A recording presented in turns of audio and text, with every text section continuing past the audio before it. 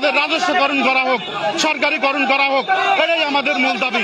জাতীয়করণ যদি করা না হোক আমরা রাজপথ ছাড়বো না। ট্রাক্টর থেকে তেঁতুলিয়া, রূপসা থেকে বাতুলিয়া রাজপথে আমরা আজকে থেকে নেমে যাব।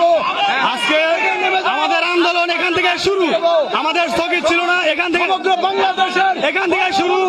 রবিবারে এসো, রবিবার থেকে কর্মবিরতি, রবিবার থেকে কর্মবিরতি, 25 তারিখ রবিবার থেকে কর্মবিরতি আমাদের।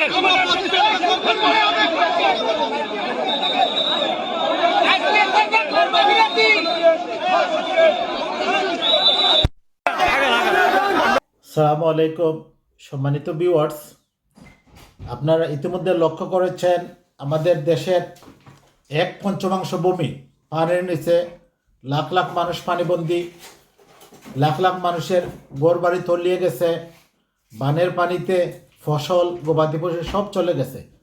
এরই মধ্যে আনসার বাহিনী তারা ঢাকা শহরে আন্দোলন করতেছে এক দফার দাবিতে। আনসার বাহিনী তারা সমাবেশ করতেছে, আন্দোলন করতেছে এক দফার দাবিতে। তাদের দাবিটা কি? তাদের দাবি হচ্ছে তাদের চাকরি জাতীয়করণ করতে হবে। এতদিন আপনারা কোথায় ছিলেন? এতদিন কোথায় ছিলেন? এখন ইন্টারিম গভর্নমেন্ট বা অন্তর্বর্তী সরকারের কাছে যে আপনারা দাবি করছেন, সারা দেশের মানুষ পানিবন্দী মানুষকে নিয়ে ব্যস্ত, মানুষের উদ্ধার তৎপরতায় মানুষ ব্যস্ত, আপনারা আন্দোলন করতেছেন, আপনারা কি বোঝাতে চান?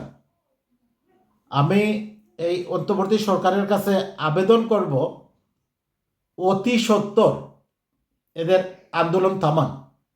প্রয়োজনে এই বাহিনীকে বিলুপ্ত করে নতুনভাবে পুনর্গঠন করেন। দেশে বিপ্লব হয়েছে, বিপ্লবোত্তর বাংলাদেশে আপনি এই আনসার বাহিনীকে বিলুপ্ত করে আবার নতুনভাবে সংস্কার করে নতুনভাবে আনসার বাহিনী গঠন করুন। ওরা সবই প্রেতাত্মার বংশধর, ওরা দলীয়ভাবে নিয়োগপ্রাপ্ত এবং জাতীয় জীবনে ওরা বিশৃঙ্খলা করার চেষ্টা করছে বলে আমরা বিশ্বাস করি।